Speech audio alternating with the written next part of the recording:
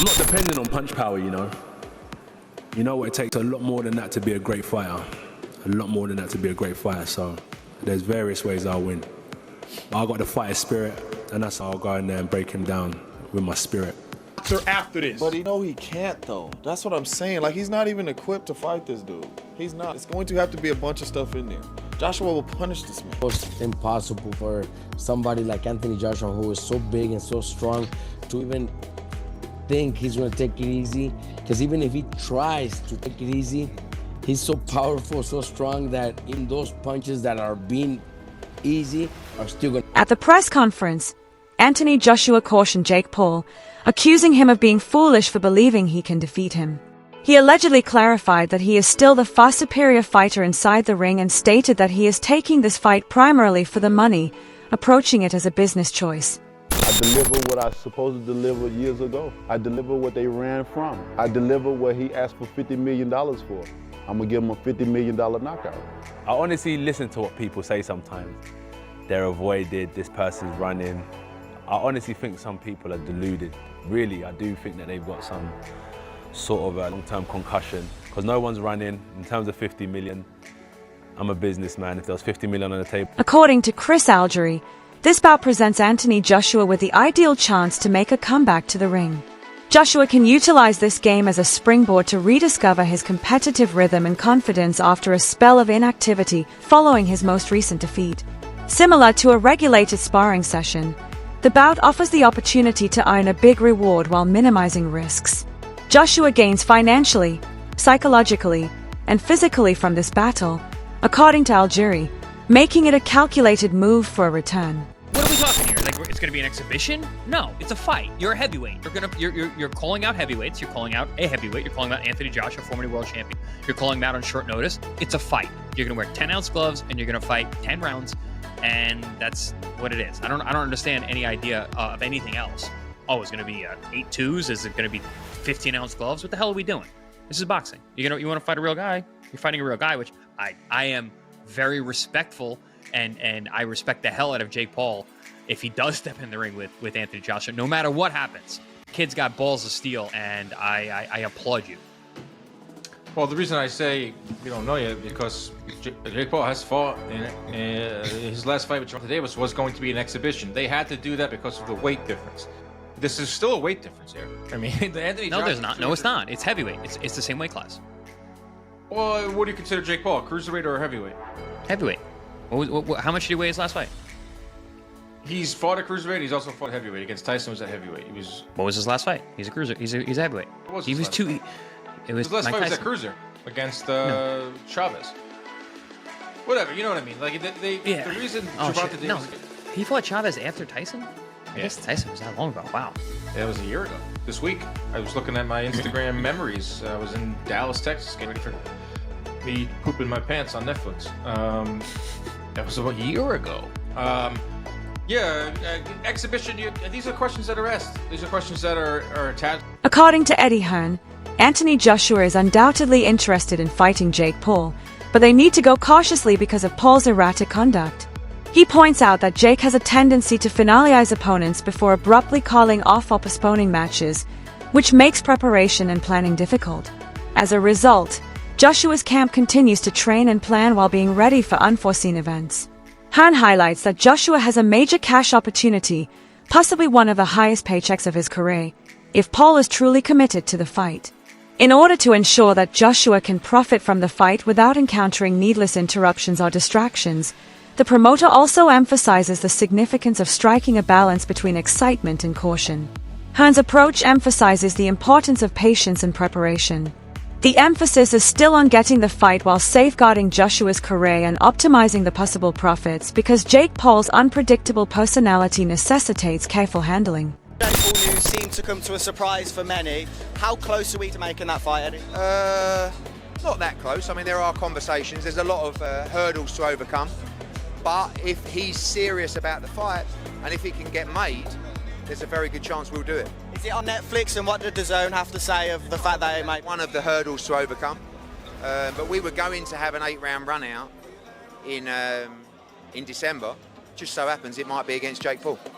Have you spoke to Nikisa? I know you're not friends with him. What other conversations you've had? That's who we're talking about, you know. And if they're serious and if it's real, there's a good chance. But listen, we could wake up tomorrow and he's announced another opponent and he just used AJ's name for clout. Listen, I have to respect him if he takes the fight. But who knows? What do you think Dana White will make of this fight? I mean, he did Mayweather against McGregor. He doesn't like Jake Paul. I really couldn't care less what he thinks about the fight. AJ's going to make close to or around a career high payday, and we'll take. Paulai Malaji stresses that even if the bout is officially classified as an exhibition, Anthony Joshua will take it very seriously. He notes that Joshua has never underestimated an opponent in his career. Additionally, he will use all of his strength, concentration, and technical expertise when he enters the ring. Malignaggi emphasizes how Joshua's timing, discipline, and ring intelligence enable him to take advantage of opportunities and punish errors. Ryan Garcia concurs, pointing out that Joshua's innate strength and accuracy make his blows extremely dangerous even if he decides to reduce his intensity. Despite the fight's commercial or entertainment framework, Jake Paul is facing a real physical threat, according to the combined observations of the two analysts. They emphasize that Joshua can control the fight's pace, distance, and momentum because of his expertise against elite heavyweights. Because Joshua's skill and power create a high-risk situation where any lapse could have major ramifications, many concur that Paul will need to show both strategy and toughness. The conversation demonstrates that both sides must be prepared and show respect for the fight. You listen to this, it's definitely out of Yeah, Fight for 84, big boxing movie. It's hitting Netflix soon about the Olympic 84 team starring Jamie Foxx and Chris Algieri. I'm not starring in anything, but whatever. Yeah, no, I got a credit. I'm in it. I got some lines. So That's amazing. That is so cool. I mean, it couldn't get any cooler. You're now in the movie, which is absolutely absurd. yeah, What a life. Hopefully, maybe there'll be more of this. Who knows? I think it's just the beginning. I think this podcast is numbered. Our days are numbered. No way. This I'm guy's going to Hollywood.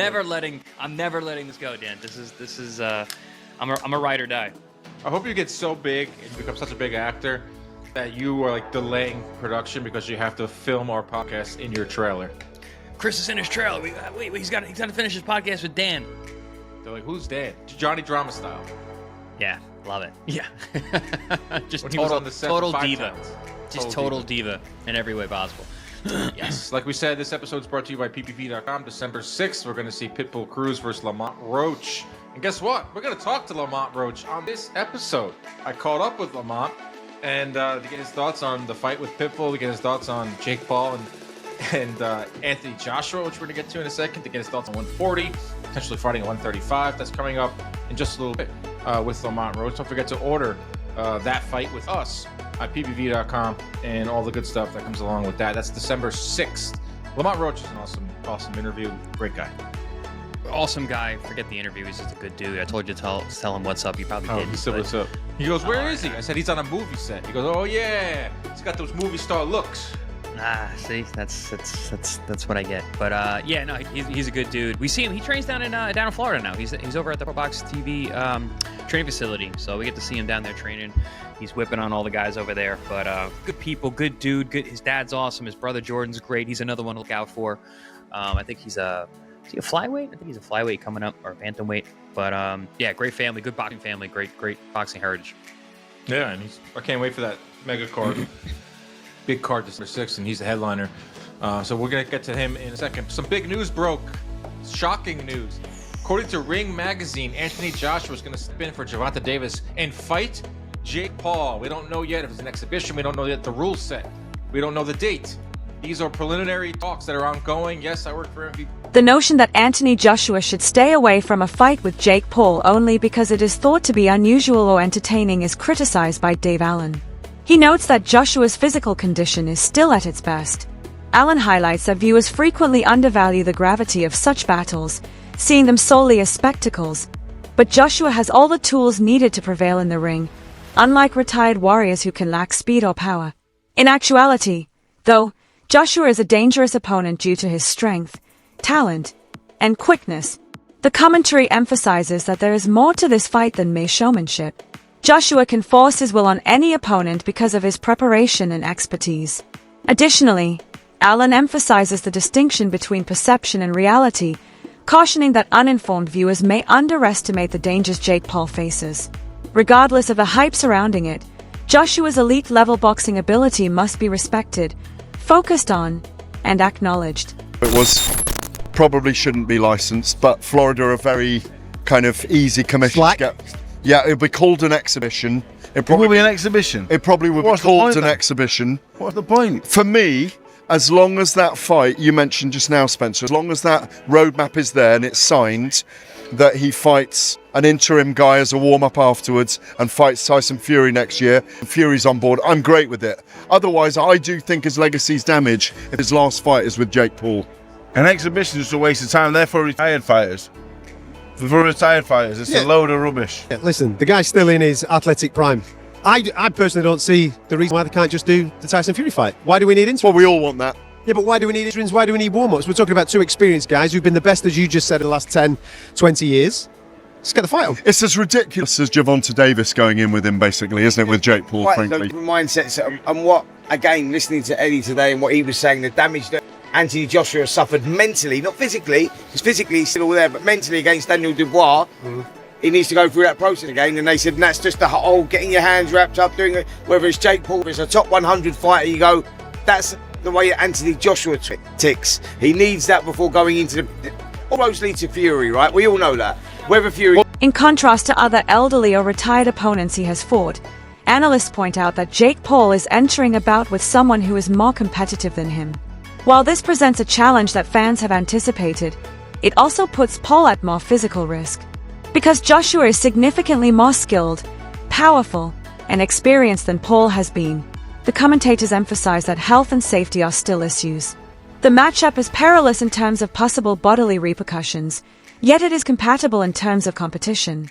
Maybe even bigger than the Mike Tyson fight. It's hard to say, really. Tyson was a big name, but it's going to do numbers regardless, because Joshua is a big name, and then people are going to be tuning in to see Jake Paul get knocked out. Right now, Eddie Hearn talks about Jake Paul taking this Joshua fight. I mean, my estimations of Jake Paul would go through the roof if he signs to fight Anthony Joshua, because I just can't believe in my mind that he would do something like that. I mean, Gervonta was a smart one because of his size. Like, you know, I think actually he would have had a lot of success against Jake Paul, but the size is a problem.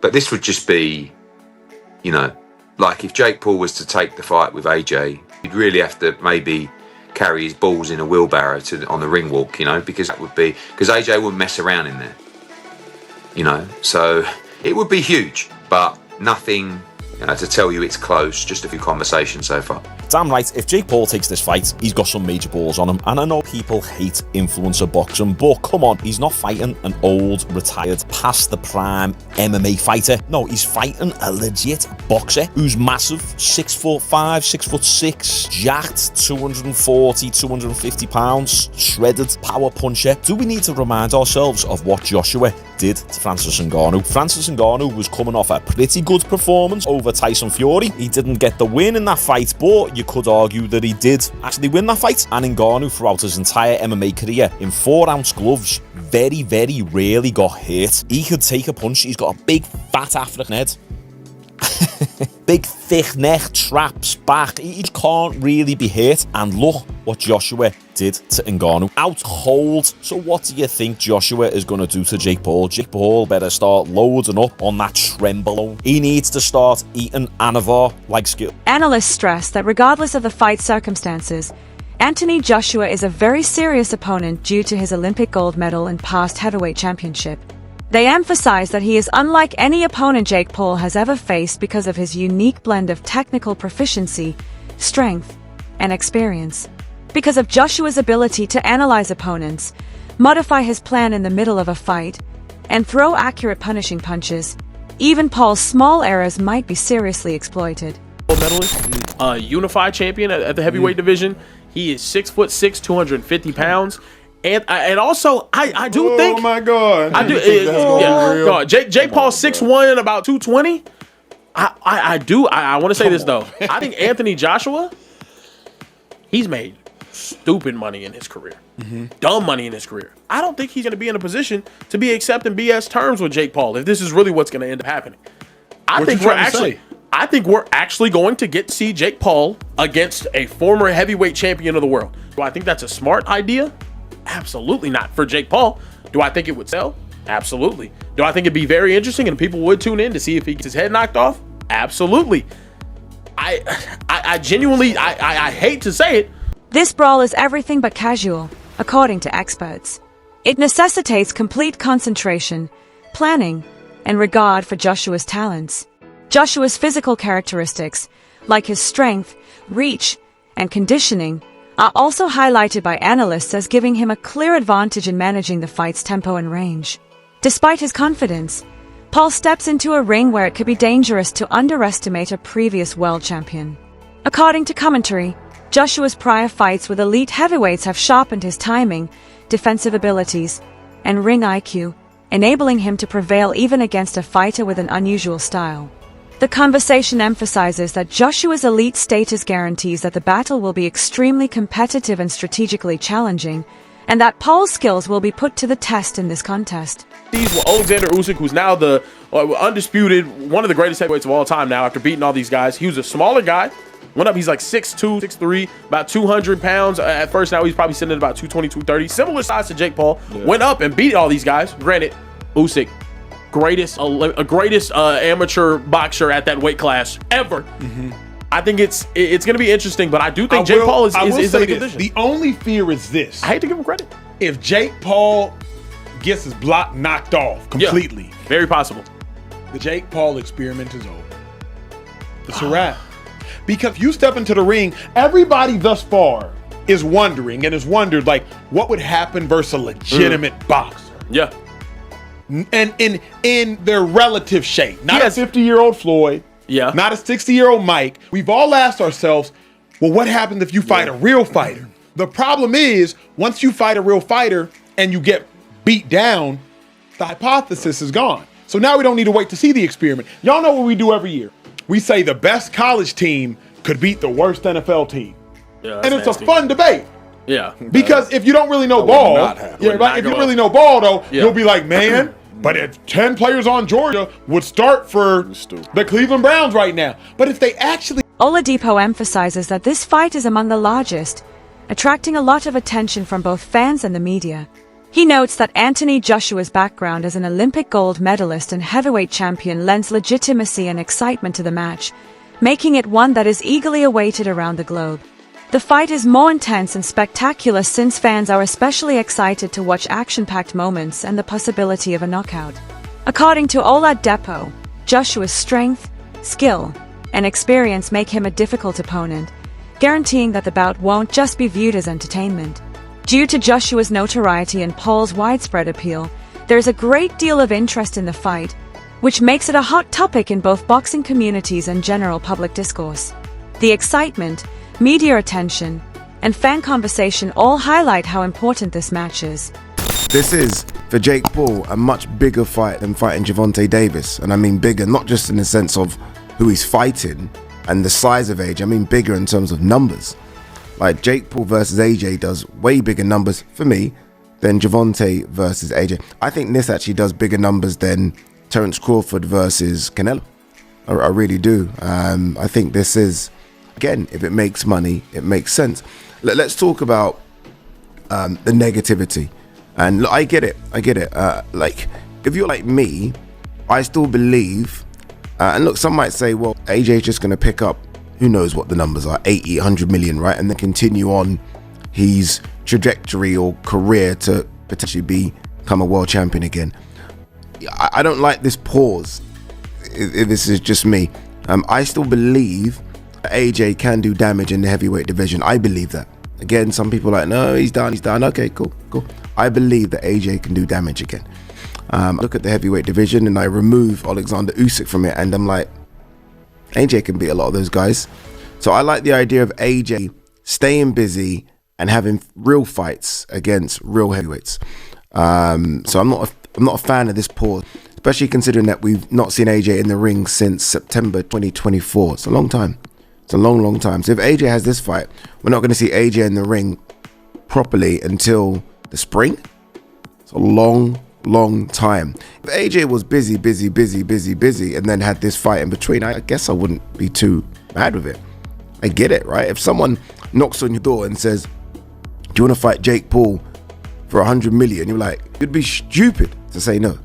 No, I don't want the 100 million for what would be and will be. That concludes the video for today. Keep an eye out. Until the next occasion.